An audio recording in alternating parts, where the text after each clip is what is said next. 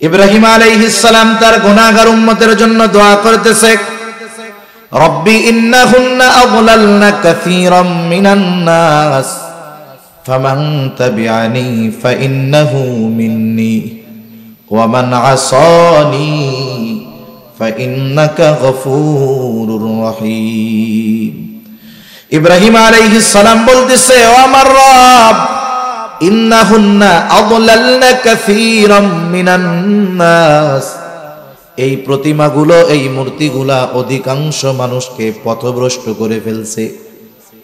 ফামান তাবিআনি ফাইন্নাহু মিন্নি, যে আমার অনুসরণ করেছে, আমার আনুগত্য করেছে, সে তো আমার দলভুক্ত, আমার উম্মত। তবে সবাই তো আমার আনুগত্য প্রকাশ করে নাই। ওয়ামান আসানি, আর যারা আমার নাফরমানি করেছে। ইব্রাহিম আলাইহিস সালাতু ওয়াস সালাম কেমন যেন আল্লাহ তাআলার কাছে বলে, আল্লাহ, এরা নাফরমানি করলেও তো এরা আমারই উম্মত, আপনি যদি চান তাদেরকেও তো ক্ষমা করে দিতে পারেন। কারণ কি? কারণ হলো ফাইন্নাকা গফুরুর রহিম, আপনি হলেন অতিশয় ক্ষমাশীল, দয়ালু। আপনি যদি চান আমার এই গুনাহগার উম্মত গুলাকেও আপনি মাফ করে দিতে পারেন। ইব্রাহিম আলাইহিস সালাম গুনাহগার উম্মতের জন্য আল্লাহ তাআলার কাছে ক্ষমা চাইতেছে। وقال عيسى عليه الصلاة والسلام إن تعذبهم فإنهم عبادك, তিনি গুনাহগার উম্মতের জন্য দোয়া করেন, আল্লাহ তাআলার কাছে বলেন, ইন তুআযিবহুম ফাইন্নাহুম ইবাদুক, হায় আল্লাহ, আপনি যদি তাদেরকে শাস্তি দেন তারা তো আপনারই বান্দা। ওয়া ইন তাগফির লাহুম, আর যদি আপনি তাদেরকে ক্ষমা করে দেন, আমার উম্মত আপনার বান্দা, আল্লাহ, আপনি যদি আপনার এই গুনাহগার বান্দা, আমার এই গুনাহগার উম্মতদের ক্ষমা করে দেন, কেউ আপনার কাছে জবাবদিহিতা চাইবে না, কারো কাছে আপনাকে জবাবদিহিতা দেওয়া লাগবে না। কেন? ওয়া ইন তাগফির লাহুম ফাইন্নাকা আনতাল আজিজুল হাকীম, আপনি হলেন মহাপরাক্রমশালী, মহাপ্রজ্ঞাময়। তাই আপনি যদি আপনার এই গুনাহগার বান্দাদের মাফ করে দেন, কারো কাছেই আপনার জবাবদিহিতা করা লাগবে না। আপনি আপনার বান্দা আমার এই উম্মত গুলারে মাফ করে দেন, এটা হলো মূল কথা। দুই নবী উম্মতের জন্য, উম্মতের মাগফিরাতের জন্য দোয়া করেছে। রাসূল আকরাম সাল্লাল্লাহু আলাইহি ওয়াসাল্লাম এই দুই নবীর দোয়া তিলাওয়াত করবার পর নিজের অন্তরের মধ্যে তার উম্মতের জন্য মোহাব্বতের ঢেউ উঠে গেছে। এইবার নবীজি তার গুনাহগার উম্মতের জন্য দোয়া করবেন। তিনি কি করলেন? ফারাফা ইয়াদাইহি ওয়া ক্বালা আল্লাহুম্মা উম্মতি উম্মতি ওয়া বাকা, নবীজি হাত দুটো উঁচু করলেন, চোখ দিয়ে অঝর ঝরায় অশ্রু প্রবাহিত হইতেছে, আর মুখ দিয়ে শুধু বলতেছেন আল্লাহুম্মা উম্মতি উম্মতি, আয় আল্লাহ, আমার উম্মত, আমার উম্মত। আর কিছু নবীজি বলেন না। বলেন তো নবীজি যদিও এতটুকু বলতেছে, কিন্তু আসলে নবীজি কি বলতে চায় দুনিয়ার কেউ বুঝুক আর না বুঝুক, জানুক আর না জানুক, যিনি জানেন, যিনি বোঝেন তিনি কে? আল্লাহ জানেন যে কি বলতে চায় আমার হাবিব। এরপরেও আল্লাহ সুবহানাহু ওয়া তাআলা তার হাবিবের জবানেই শুনতে চায় কি বলতে চায়। যেমন দেখেন মাদ্রাসার মধ্যে বৃহস্পতিবার বিকাল বেলায় যখন ছোট ছোট ছাত্ররা ওস্তাদের সামনে গিয়া আসরের পরে কান্না করে, গিয়া বসে থাকে, হুজুরের কাছে সামনে গিয়া কি করে? কান্না করে, কাঁদতেছে। এখন বলেন তো যে কান্না কেন করে? হুজুর বোঝে কি বোঝে না? ভাই সাউন্ডটা বাড়ানো গেলে একটু বাড়াইয়েন, তাহলে আমার একটু কষ্ট কম হবে। আর তাহলে দেখেন হুজুরের সামনে গিয়ে ছাত্র যখন কান্না করে, বলেন তো বৃহস্পতিবার আসরের পরে হুজুরের সামনে গিয়া ছোট ছাত্র যখন কান্না করে, কিছুই বলা লাগবে না, কান্না করার কারণে হুজুর কি বুঝে বলেন তো? হ্যাঁ, কি বুঝে? সে ছুটি চায়, বাসায় যাবে। হুজুর বুঝে কিন্তু, এরপরেও বলে কান্দো কেন, কান্না করো কেন? ও কিছু বলে না, ওর কান্না আরো বাড়ে। হুজুর বলে, এই যতক্ষণ না তুমি বলবা কি জন্য কান্না করো, কাজ হবে না। এবার কান্না করতে করতে বলে, হুজুর আমি বাসায় যাব। এবার কি বলে, হুজুর যাও, তোমার ছুটি, আগামী দিন আবার সন্ধ্যার আগে চলে আসবে। এখন যখন ছুটির ঘোষণা পাইছে, কান্দা আছে নাকি? চোখের পানি শুকানোর আগে দেখবেন মুখের মধ্যে হাসি ফুটে উঠছে। আল্লাহ রাব্বুল আলামিন জানেন নবীজি কি বলতে চায়। এরপরেও জিবরাইল আলাইহিস সালাতু ওয়াস সালামকে বলতেছে, জিবরাইল যাও, মুহাম্মদ কেন কান্না করে, কান্নার কারণ জিজ্ঞাসা করো। জিবরাইল আলাইহিস সালাতু ওয়াস সালাম হাজির, এসে বলে, ইয়া রাসূলুল্লাহ, আপনার কান্নার কারণ কি? যদিও আল্লাহ তাআলা সব জানেন, এরপরেও তিনি জানতে চান। এইবার নবীজি উম্মতের ব্যাপারে সব কথা জিবরাইল আলাইহিস সালামের কাছে বললেন। উম্মতের ক্ষমার কথা, মাফের কথা। জিবরাইল আলাইহিস সালাম আল্লাহ তাআলার কাছে গিয়ে বললেন, আল্লাহ, আপনার হাবিবের কান্নার কারণ হইল এইটা। আল্লাহ তাআলা জিবরাইল আলাইহিস সালাতু ওয়াস সালামকে বললেন, যাও, আমার হাবিব মুহাম্মদকে জানায় দাও, আমি অচিরেই তাকে তার উম্মতের ব্যাপারে সন্তুষ্ট করব, তাকে আমি তার উম্মতের ব্যাপারে অসন্তুষ্ট করব না। নবীজির কাছে আয়েশা জিবরাইল আলাইহিস সালাম এই খবর জানায় দিলেন। চিন্তার কোনো কারণ নাই ইয়া রাসূলুল্লাহ, আল্লাহ তাআলা আপনাকে আপনার উম্মতের ব্যাপারে সন্তুষ্ট করবে। এই জন্য নবীজি যখনই সুযোগ পাইতেন উম্মতের কল্যাণের কথা চিন্তা করতেন। নবীজি যখনই সুযোগ পাইতেন আল্লাহ তাআলার কাছে তার গুনাহগার উম্মতের ক্ষমার কথা বলতে।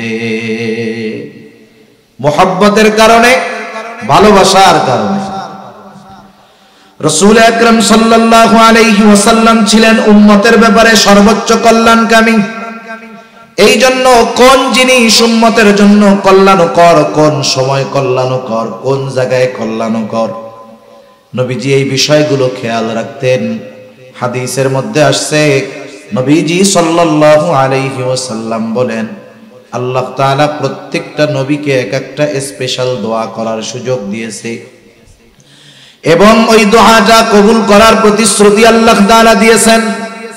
সব নবী দুনিয়ায় তার উম্মতের ব্যাপারে ওই দোয়া করে ফেলছে, আর ওই দোয়াটা আমি সংরক্ষণ করে রেখেছি।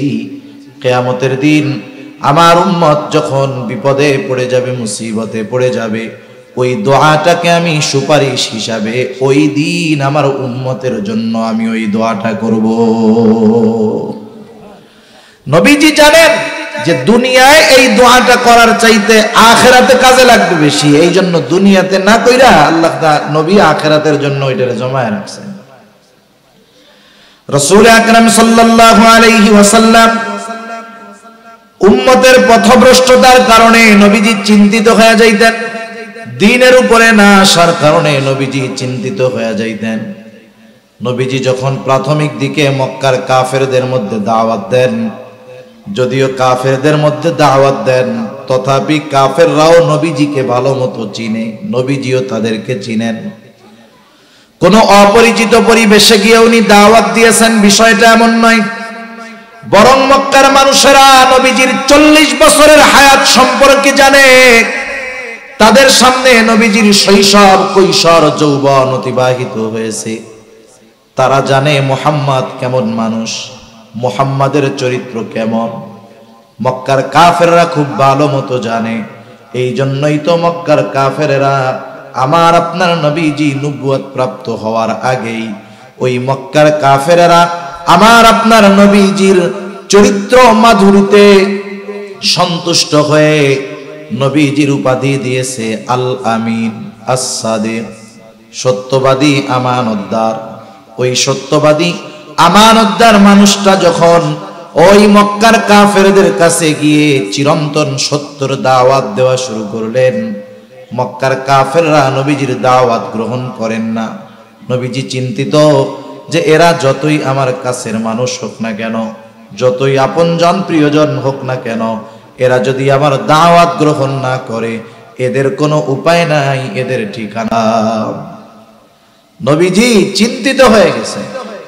চিন্তা পেরেশানিতে খাওয়া দাওয়া কমে যায়, স্বাভাবিক বিষয়। রাসূল আকরাম সাল্লাল্লাহু আলাইহি ওয়াসাল্লাম চিন্তায় খাওয়া দাওয়া কমায় দিয়েছেন, অসুস্থ হয়ে গেছেন। অসুস্থতার মাত্রা এতটা বেশি, আল্লাহ তাআলা ওহী নাজিল করে বলেন, লাআল্লাকা বাখিউন নাফসাকা আল্লা ইয়াকুনু মুমিনিন। আল্লাহ রাব্বুল আলামিন বলেন, তারা ঈমান না আনার কারণে আপনি হয়তো নিজেকে নিজে নিঃশেষ করে দিবেন, আপনি নিজেকে মৃত্যু মুখে ঠেলে দিচ্ছেন তারা ঈমান না আনার কারণে। এতটুকুর দ্বারা এটা বোঝা যায় তার উম্মত যখন দ্বীনের কথা মানে না, ঈমানের পথে আসে না, নবীজি মুহাব্বতের কারণে কতটা চিন্তিত পেরেশান, যে নিজেই অসুস্থ হয়ে গেছেন আর নবীজির অসুস্থতার কথা আল্লাহ তাআলা জানায়া দিতেছে। সন্তান অবাধ্য হইলে মা বাবা চিন্তায় অসুস্থ হয়ে যায় না? কতজন বলে যে দেখ ওই লোকটা সুস্থ ছিল, কিন্তু ওর ওই পোলার চিন্তায় টেনশনে ও পুরা বিছানা ধরা হয়ে গেছে, অসুস্থ হয়ে গেছে। কেন? মুহাব্বত তো সন্তানের প্রতি আছে, এই কারণে সন্তানের চিন্তায় মা বাবা অসুস্থ হয়ে যায়, আর উম্মতের চিন্তায় নবীজি সাল্লাল্লাহু আলাইহি ওয়াসাল্লাম অসুস্থ হয়ে গেছেন। রাসূল আকরাম সাল্লাল্লাহু আলাইহি ওয়াসাল্লাম বলেন, তোমাদের মধ্যে আর আমার মধ্যে উপমা হলো ওই ব্যক্তির ন্যায় যে আগুন প্রজ্বলিত করলো, আগুন জ্বালাইলো, আগুন জ্বালানোর পরে চতুর্দিক দিয়ে পোকা মাকড় এসে হাজির। চতুর্দিক দিয়ে পোকা মাকড় লাফায়া লাফায়া আগুনের মধ্যে পড়ে আর মরে। লোকটা যতই সরায় দেওয়ার চেষ্টা করে পোকগুলা সরে না, বরং প্রতিযোগিতা দিয়ে আগুনের মধ্যে আইসা পড়ে, পুড়ে আর মরে। নবীজি বলেন, আমিও তোমাদের কোমর ধরে ধরে জাহান্নাম থেকে টেনে আনি, জাহান্নামের দিক থেকে টেনে আনি, কিন্তু তোমরা আমার হাত থেকে ছুটে পুনরায় জাহান্নামের দিকে ধাবিত হয়ে যাও।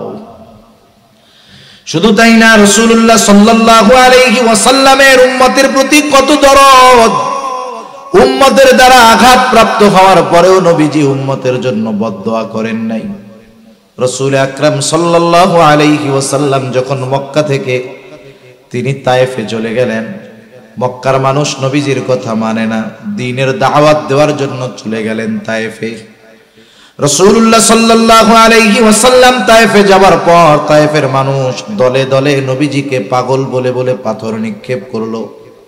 নবীজির গায়ে যেই পাথর নিক্ষেপ করা হয়েছিল, পাথরগুলো ছোট না, বরং পাথরগুলো ছিল বড় বড় পাথর, সাথে সাথে পাথরগুলো ছিল ধারালো পাথর, যার কারণে পাথরের আঘাত নবীজির গায়ে লাগতো আর নবীজির গা ক্ষত বিক্ষত হয়ে যাইত। এত পরিমাণ পাথর নবীজির গায়ে লাগছে, আয়েশা সিদ্দিকা রাদিয়াল্লাহু তাআলা আনহা নবীজির গায়ে একদিন পাথরের দাগ উনি বুঝতে পারেন নাই। জিজ্ঞাসা করেন, ইয়া রাসূলুল্লাহ, আপনার গায়ে এইগুলো কিসের দাগ? কখনো কি বসন্ত হয়েছিল নাকি? নবীজি বলেন, না আয়েশা, আমার কখনো বসন্ত হয় নাই, ফক্স হয় নাই। তাইলে দাগগুলো কিসের?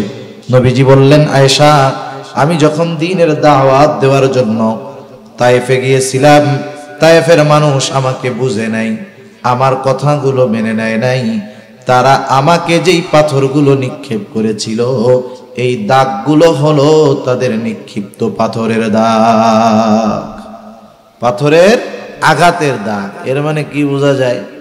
নবীজিকে পাথর মারছে বড় বড় এবং ধারালো। যদি কেউ বড় একটা পাথর মারে, গায়ে লাগলে ওই জায়গাটা থেতলে যাবে, ফেটে যাবে না, কেটে যাবে না। কিন্তু যদি বড় হয়, ধারালো হয়, লাগলে কাটবে, ক্ষত হবে, রক্ত বের হবে।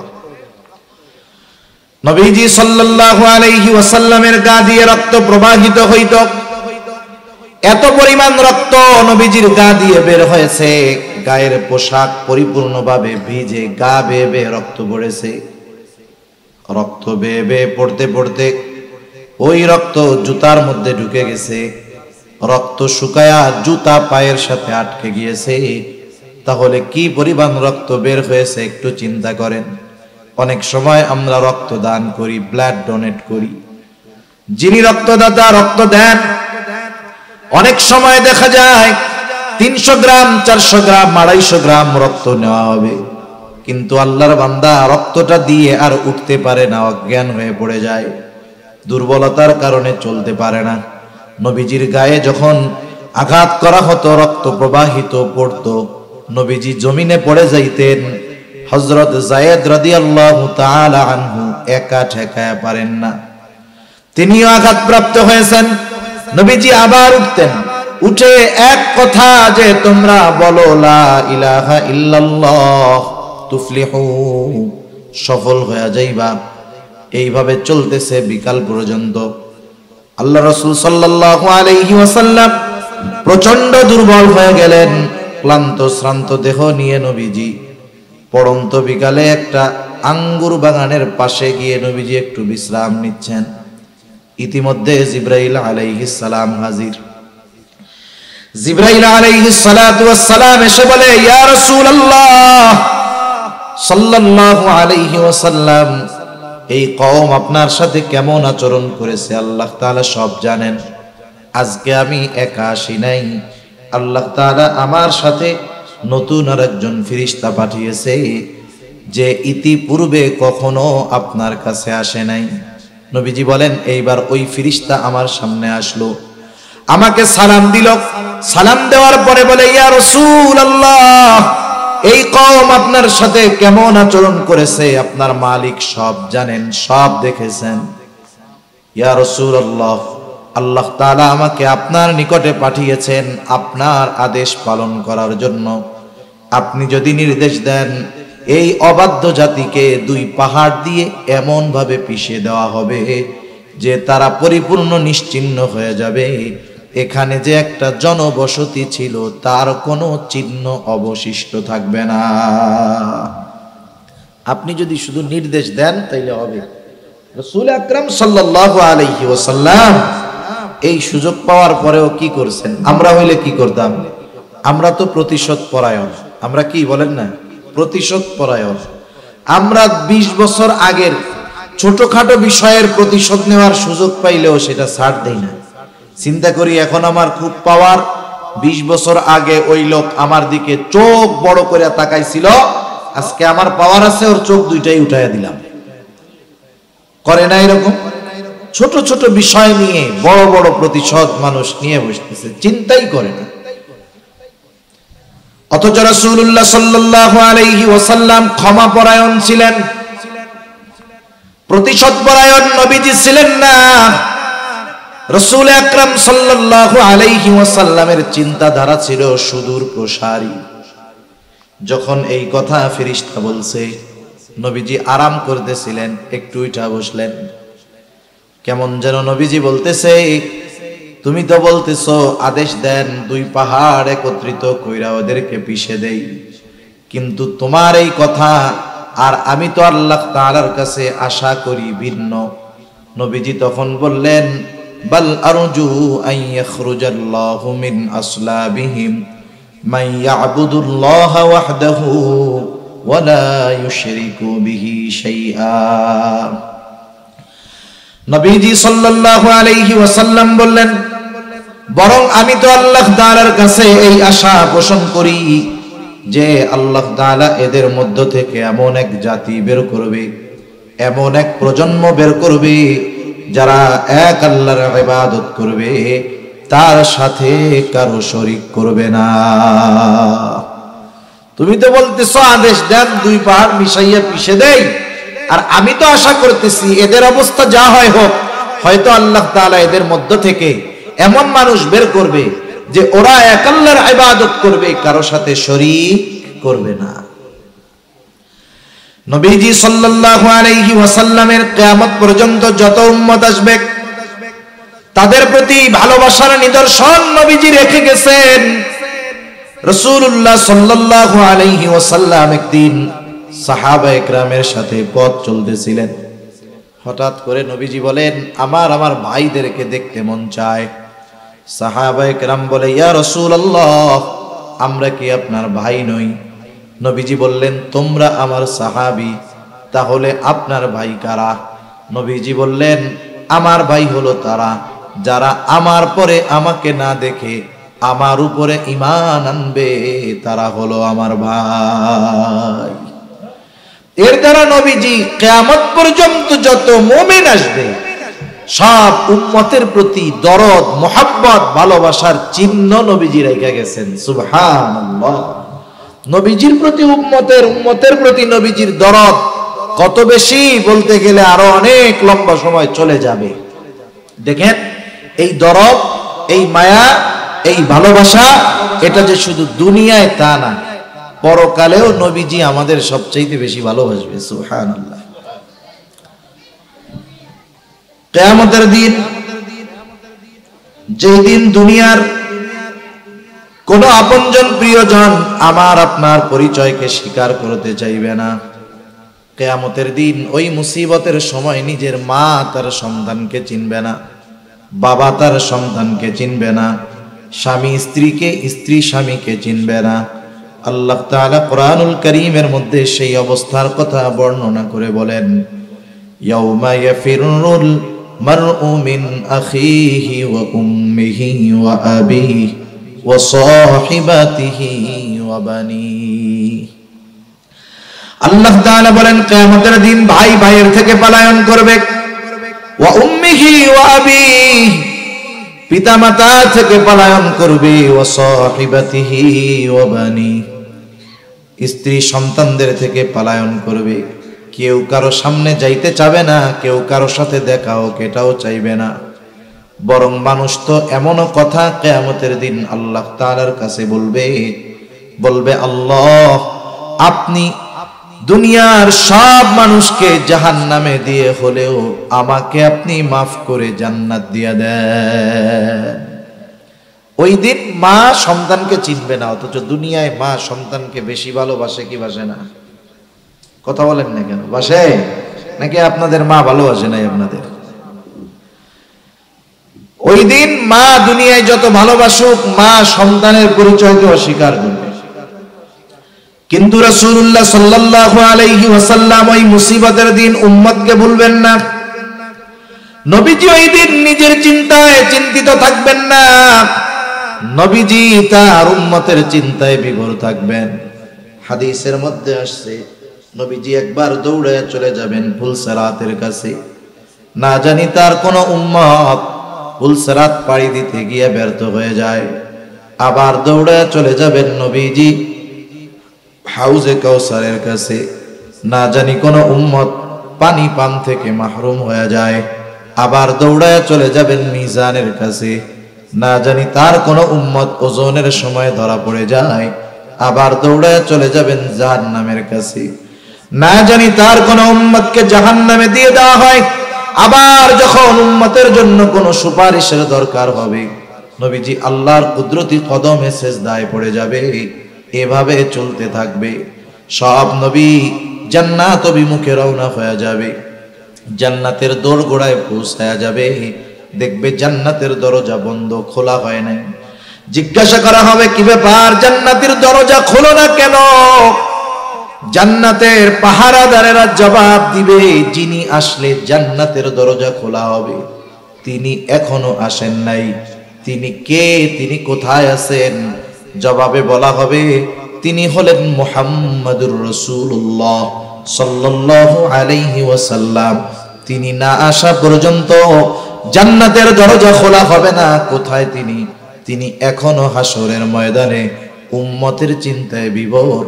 যতক্ষণ না আল্লাহ তাআলার কাছ থেকে তার ওই উম্মত যার যাররা পরিমাণ ঈমান ছিল তার ব্যাপারেও যতক্ষণ না আল্লাহ তাআলার কাছ থেকে জান্নাতের নিশ্চয়তা নবীজি পাবেন, ততক্ষণ পর্যন্ত নবী নিজে জান্নাতে প্রবেশ করবে না। আমরা ওই নবীর উম্মত, যেই নবীর আমাদের প্রতি এত ভালোবাসা। এ ভালোবাসার গভীরতা কত বেশি! যে উম্মতের প্রতি নবীজির ভালোবাসার স্বয়ং সাক্ষ্য দিয়েছেন আল্লাহ। কে দিয়েছেন বলেন? অনেক সময় সাক্ষীকে এর উপরে কথাটাকে গ্রহণ করা হয়। মনে করেন একজন একটা কথা বলতেছে, ভাই এই কাজটা আমি করেছি, এখন বলে না তুমি যে করছো তোমার সাক্ষীকে, অথবা করো নাই তোমার সাক্ষীকে। আপনি যদি রাস্তার থেকে একজনকে দৌড়াই না বলেন যে এই লোক আমার পক্ষে সাক্ষী, বলবে ধর বেড়া, রাস্তায় ভবঘুরের মতো ঘুরে বেড়ায়, ওর সাক্ষীর কোনো দাম আছে? ওর সাক্ষর কোনো দাম আছে? সারা ওরে যদি আরো সাক্ষী হিসাবে উপস্থাপন করো, তোমার কথা যাও বিশ্বাস করতো তাও আর কেউ বিশ্বাস করবে না। কিন্তু আপনি যদি আপনাদের এলাকার সম্মানিত একজন মুত্তাকি পরহেজগার ব্যক্তির সাক্ষী হিসাবে দাঁড় করান, উনি যদি বলে হ্যাঁ ওই কাজটা উনি করেছে অথবা করে নাই, বলেন তো তার কথা গ্রহণ করা হবে কিনা? এ সাক্ষীর সাক্ষ্য বিশ্বাস করা হবে। আমাদের যে নবীজি ভালোবাসেন, সর্বোচ্চ ভালোবাসা, এ ভালোবাসার সাক্ষী দিয়েছেন কে? একটু জোরে বলেন। আল্লাহর নাম বলতে কষ্ট হয় নাকি? আমার মাইকে কথা বলতে জান বের হয়ে যাইতেছে, আমি বুঝতেছি কি হইতেছে আমার, এই জন্য আপনারা একটু জোরে বললেন, মাইকওয়ালা কষ্ট দিয়া দিল আমারে। তাহলে আমাদের কে নবীজি যে ভালোবাসেন এই সাক্ষী দিয়েছেন কে? আল্লাহ তাআলা দিয়েছেন। আল্লাহ রাব্বুল আলামিন বলেন, লাকাদ জাআকুম রাসূলুম মিন আনফুসিকুম আজিজুন আলাইহি মা আনিতুম হারিসুন আলাইকুম বিল মুমিনিনা রাউফুর রহিম। আল্লাহ তাআলা বলেন, লাকাদ জাআকুম রাসূলুম মিন আনফুসিকুম, তোমাদের জন্য তোমাদের মধ্য থেকে এমন একজন রাসূলের আগমন ঘটেছে, যেই রাসূল আজিজুন আলাইহি মা আনিতুম, তোমাদের জন্য যেটা কষ্টের সেটা তার জন্য কষ্টের। তার মানে উম্মত যেটাতে কষ্ট পায় নবীজিও সেটাতে কষ্ট পায়। সুবহানাল্লাহ।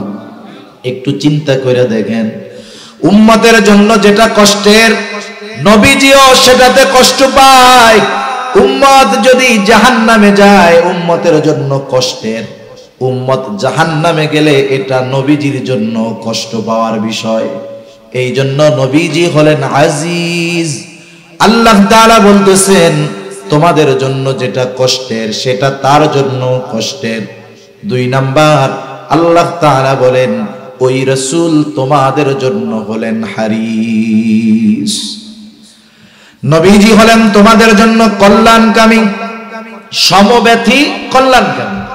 মনে করেন আপনি একজনের কাছে আপনার কষ্টের কথা বলতেছেন, খুব হৃদয় বিদারক কথাগুলো আপনি বলতেছেন কথা, আর উনি ওইদিকে আর একজনের সাথে হো হো করতেছে, হাসাহাসি করতেছে।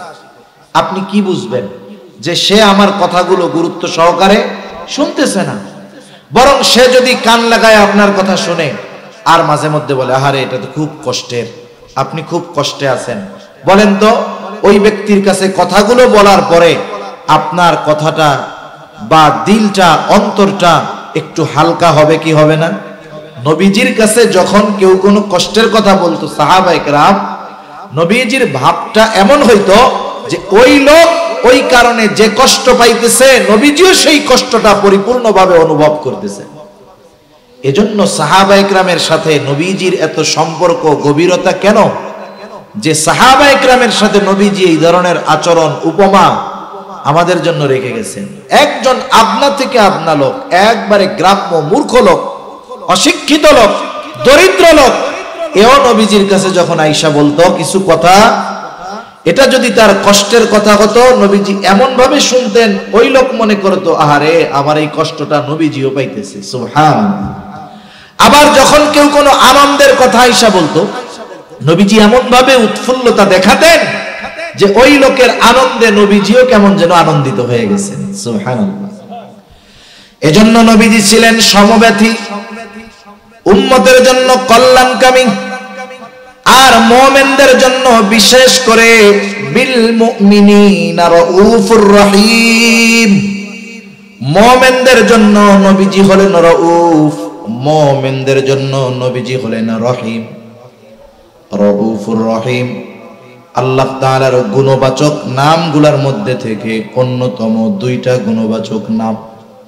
দুনিয়ার কোন মাখলুক রউফ হতে পারে না, দুনিয়ার কোন মাখলুক রহিম হতে পারে না, কিন্তু আল্লাহ তাআলা আমার আপনার প্রতি, উম্মতের প্রতি নবীজির কত দরদ, এই দরদের বিষয়টা বুঝাতে গিয়ে আল্লাহ তাআলা নিজের শানে যেই শব্দ, ওই শব্দটা আল্লাহ তাআলা তার হাবিবের শানে ব্যবহার করেছে।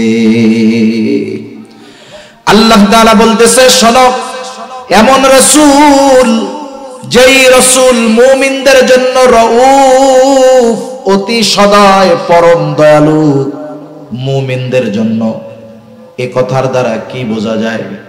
মুমিন যে তার উম্মতকে কত মহব্বত করেন, ভালোবাসেন, এই ভালোবাসা দুনিয়ার কোনো ক্যালকুলেটর দিয়ে হিসাব করা যাবে না। এই ভালোবাসা কত গভীর, কত বেশি, এই ভালোবাসার স্বয়ং সাক্ষী দিলেন কে? এর দ্বারা একথা সুস্পষ্ট যে নবীজি আমাদেরকে কল্পনাতীত ভালোবাসেন। এখন স্বাভাবিক মানুষের যুক্তি কি বলে? যে আমাকে ভালোবাসবে তার প্রতি ভালোবাসা থাকার দরকার আছে না নাই? উনি আমাদেরকে ভালোবাসেন, এটা তো বড় এক নেয়ামত, শুকরিয়া আদায় করার দরকার। মাল্লাম ইয়াশকুরিন্নাস ফালাম ইয়াশকুরিল্লাহ। যে মানুষের কৃতজ্ঞতা প্রকাশ করে না, সে আল্লাহরও কৃতজ্ঞতা প্রকাশ করে না। এখন আমাদের কাজ কি? নবীজিকে ভালোবাসেন, ঠিক না বলেন? নবীজি মা বাবার চাইতে বেশি ভালোবাসে না কম ভালোবাসে? তাইলে নবীজিকে আমাদের কি মা বাবার চাইতে বেশি ভালোবাসতে হবে না কম ভালোবাসতে হবে? বলেন তো, আমরা আমাদের নিয়ে যত চিন্তিত, তার চাইতে নবীজি বেশি চিন্তিত না কম চিন্তিত? এটা মনে রাখেন। আমরা আমাদের ব্যাপারে যত চিন্তিত, আমরা নিজের ব্যাপারে যত চিন্তিত, তার চাইতে নবীজি আমাদের ব্যাপারে বেশি চিন্তিত। সুবহান। এখন সেই নবীর প্রতি আমাদের জীবনের চাইতে বেশি ভালোবাসা থাকার দরকার আছে না নাই? আরে মা বাবার প্রতি ভালোবাসা আপ ডাউন হওয়ার সুযোগ আছে। মা বাবার প্রতি ভালোবাসা বাড়বে, কিন্তু মা বাবা যদি আল্লাহর নাফরমানি করে ভালোবাসা কমবে। যদি প্রয়োজনে বাবার বিরুদ্ধে অস্ত্র ধারণ করতে হয়, দ্বীনের কারণে অস্ত্র ধারণ করতে হবে। সাহাবায়ে কেরাম দেখায় গেছে, ঠিক কিনা বলেন? উপমা উদাহরণ আছে, বুড়ি বুড়ি ঘটনা আছে, বলার সুযোগ নাই। মোট কথা হলো, কিন্তু নবীর প্রতি ভালোবাসা ডাউন হওয়ার কোনো সুযোগ নাই। এটা শুধু কি হতে হবে? আপ হতে হবে, মাইনাস হওয়ার কোনো সুযোগ নাই। ওয়ে নাই, একটাই পথ, নবীজিকে ভালোবাসতেই হবে। কারণ নবীজির ভালোবাসার সম্পৃক্ততা ঈমানের সাথে। কিসের সাথে বলেন? ঈমানের সাথে। ভালোবাসার সাথে ঈমানের সংযোগ, এজন্য ভালোবাসা কমানোর সুযোগ নাই। এ কথা নবীজিও বলেন, লা ইউমিনু আহাদুকুম হাত্তা আকুনা আহাব্বা ইলাইহি মিন ওয়ালিদিহি ওয়া ওয়ালাদিহি ওয়ান নাসি আজমাইন। নবীজি বলেন, তোমাদের মধ্যে কেউ ততক্ষণ পর্যন্ত মুমিন হতে পারবে না যতক্ষণ না সে তার সন্তান সন্ততি পিতা মাতা এক কথা সকলের চাইতে আমি নবীকে বেশি ভালো না বাসবে। তাহলে মুমিন যদি হতে হয়, এক কথায় সকলের চাইতে, নিজের জীবনের চাইতেও নবীজিকে বেশি ভালোবাসতে হবে। এখন নবীজিকে তো আমরা সামনে পাই নাই, সাহাবায়ে কেরাম নবীজিকে সামনে পেয়েছেন, বিদায় ভালোবাসার উপমা রেখে গিয়েছেন। আবু বকর সিদ্দিক নবীজির কথায়, নবীজির ভালোবাসায় নিজের ঘরের সব সম্পদ আইনা নবীজির কাছে পেশ করেছেন। হযরত তালহা উহুদের ময়দানে নবীজি যখন গর্তের মধ্যে পড়ে গিয়েছে, নবীজি মাথা উঠায়, উপর দিয়ে তীর যায়, বর্ষা যায়। হযরত তালহা নিজের বুকটাকে নবীজির জন্য ঢাল বানায় দিয়েছে।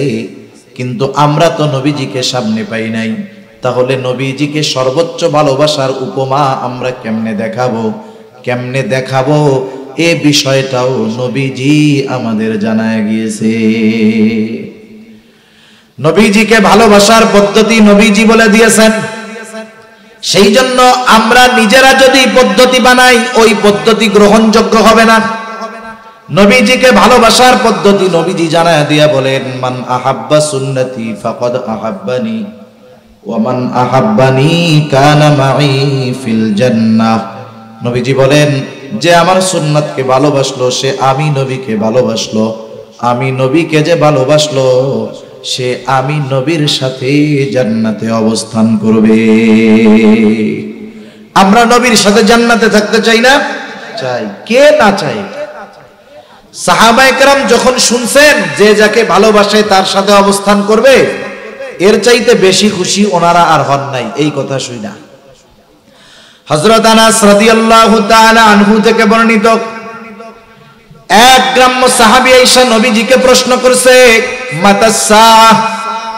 তার প্রশ্নের ভাবে নবীজি তার প্রশ্নের জবাব না দিয়ে উল্টা তাকে প্রশ্ন করেছে মা আ'দাত্তা লাহা, তুমি যে কিয়ামতের জন্য অপেক্ষা করতেছো, কিয়ামত কখন আসবে বলতেছো, তুমি কিয়ামতের জন্য কি প্রস্তুতি নিয়েছো? লোকটা গ্রাম্য মানুষ, সহজ সরল উত্তর, আমি আল্লাহ এবং তার রাসূলকে ভালোবাসি। নবীজি দেখলেন এই লোকের কথার জবাবের মধ্যে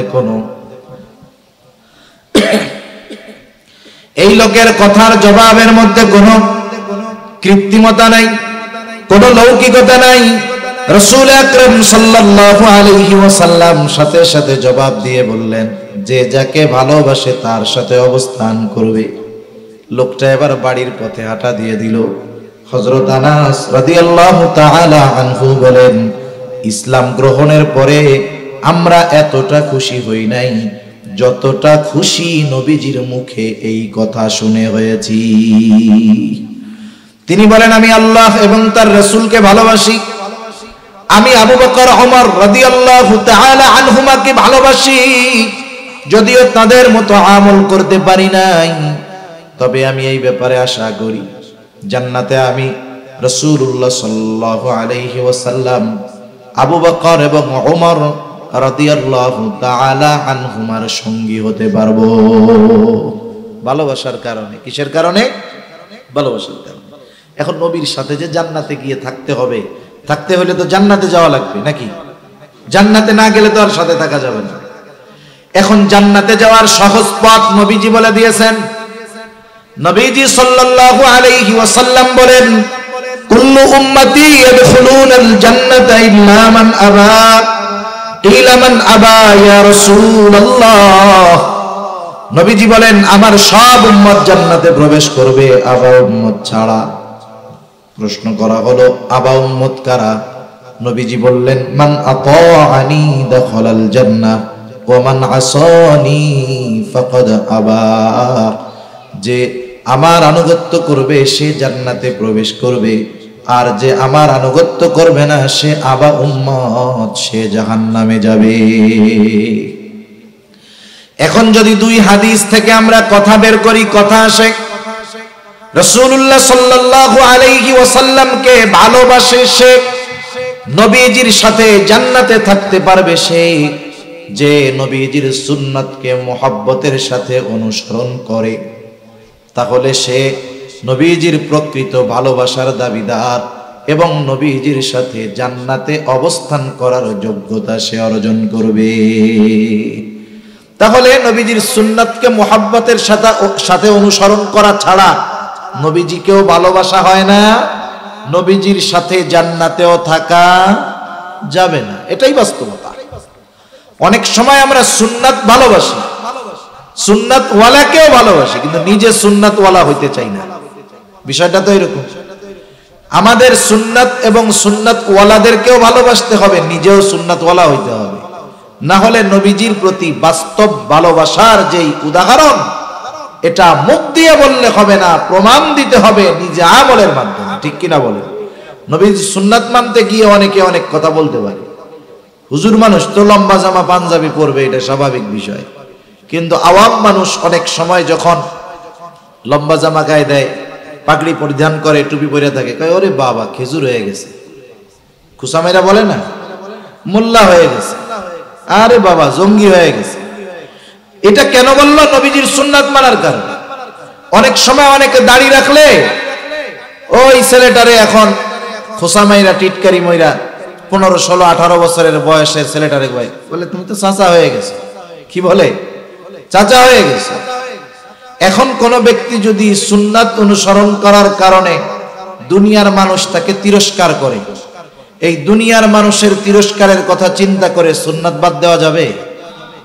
সুন্নাত মানতে গিয়ে যদি দুনিয়ার মানুষের তিরস্কৃত হতে হয় দুনিয়ার মানুষের দ্বারা, আশা করা যায় এই তিরস্কারটা কিয়ামতের দিন তার পুরস্কার হয়ে দাঁড়াবে ইনশাআল্লাহ। ঠিক কিনা বলেন? সেজন্য আমরা সুন্নাতের উপরে চলব। অনেকে চিন্তা করে এখন যুবক বুড়া হইলে দাড়ি রাখবো, অনেকে চিন্তা করে বিবাহ শাদী করার পরে দাড়ি রাখবো, বিবাহর আগে দাড়ি রাখলে ভালো মেয়ে। মারা যাওয়ার পর যখন মানুষকে গোসল করায় কাফন পরায়া দেওয়া হয়, কাফন পরায়া লাশটাকে খাটিয়ায় তুলে জানাজায় নিয়ে যাওয়া হয়, জানাজা শেষ আবার লাশটাকে নিয়ে যাওয়া হয় কবরস্থানে। এইবার কবরের মধ্যে দুই আল্লাহর বান্দা নামেন, উপর থেকে লাশটাকে সুন্দরভাবে নিচে ধরায়া দেওয়া হয়। এই যে যখন লাশকে কবরে রাখা হয় এই সময় একটা দোয়া পড়া হয়, বলেন তো সেই দোয়াটা কি? জানা আছে আপনাদের? জানা আছে? মাথা নাড়েন কেন? মুখ দিয়ে কথা কইতে পারেন না? জানা আছে নেই? কি দোয়া পড়ে বলেন তো? এই তো মাশাআল্লাহ সবাই জানেন। বিসমিল্লাহি ওয়া আলা মিল্লাতি রাসূলিল্লাহ। মারা গেলে, আমি মারা গেলে আমার ক্ষেত্রেও পড়া হবে, যেই মারা যাক পড়া হবে। যদি খালি নামটা মুসলমান থাকে তার ক্ষেত্রেই এই দোয়াটা পড়া হবে। আজীবন দোয়াটা আমরা পড়লাম, আমাদেরকেও পড়া কবরে রাখবে, কিন্তু এই দোয়ার একটা সারমর্ম আছে, এটা আমরা কখনো বুঝি না। এই দোয়ার মধ্যে কি বলি? মূলত শাব্দিক অর্থটা রাখেন, মূলত কথাটা কি বলি? বলি আল্লাহ আপনার নামে এমন এক ব্যক্তিকে এখন কবরস্থ করতেছি যে আপনার রাসূলের মিল্লাত তথা সুন্নাতের উপরে গোটা জীবন অতিবাহিত করেছে। সে গোটা হায়াত সুন্নাতের উপরে চলছে, রাসূলের মিল্লাতের উপরে চলছে, অর্থাৎ রাসূলের সুন্নাতের উপরে চলছে, রাসূলের সুন্নাতের উপরেই সে মরছে এবং ওই সুন্নাত অবস্থায় তাকে আমরা কবরস্থ করতেছি। আয় আল্লাহ আপনার নামে। এখন বলেন তো, দেখা গেল যাকে এই দোয়া পড়ে কবরে রাখা হলো, ইসলাম বিদ্বেষী নাস্তিক শাহরিয়ার কবিরকে এই দোয়া পড়াই কবরে রাখবে, মুনতাসির মামুনরেও এই দোয়া পড়া কবরে রাখবে, রাখবে না? এখন গোটা জীবন যারা সুন্নাত মানে নাই, সুন্নাতের উপরে চলে নাই, তাকে যখন এই দোয়া পড়ে কবরে রাখা হবে, বলেন তো তার ক্ষেত্রে দোয়াটা সত্য হবে নাকি মিথ্যা হবে? নিঃসন্দেহে মিথ্যা। নিজের কাছে নিজে প্রশ্ন করবেন, একটু বাড়িতে গিয়ে ফিকির করবেন, আমি তো সুন্নাত মানি না, সুন্নাতের উপরে চলি না, আগামী দিন যদি মারা যাই আমাকেও এই দোয়া পড়ে কবরে রাখা হবে, কিন্তু ওই দোয়াটা আমার ক্ষেত্রে সত্য হবে নাকি মিথ্যা হবে? এটা একটু একাকী নিরিবিলি চিন্তা করবেন। যদি বাস্তবে কথার সাথে তার সূরাতের মিল হয় তাহলে তো কামিয়াব, আর যদি কথার সাথে সূরাতের মিল না হয় তাহলে অনন্তকালের ওই দীর্ঘ সফর শুরু হবে তার মিথ্যা দিয়ে। ঠিক কিনা? এজন্য আমরা নবীজির ভালোবাসা সুন্নাত অনুসরণের মাধ্যমে প্রমাণ দিব ইনশাআল্লাহ। আল্লাহ সুবহানাহু ওয়া তাআলা আমাদের সবাইকে যথাযথভাবে সুন্নাতের অনুসারী হওয়ার তৌফিক আল্লাহ তাআলা দান করুন। সকলে বলি আমিন। আল্লাহ তাআলা আমাদের হৃদয়কে আল্লাহ এবং তার রাসূলের মুহাব্বত দিয়ে ভরপুর করে দিন। সকলে বলি আমিন।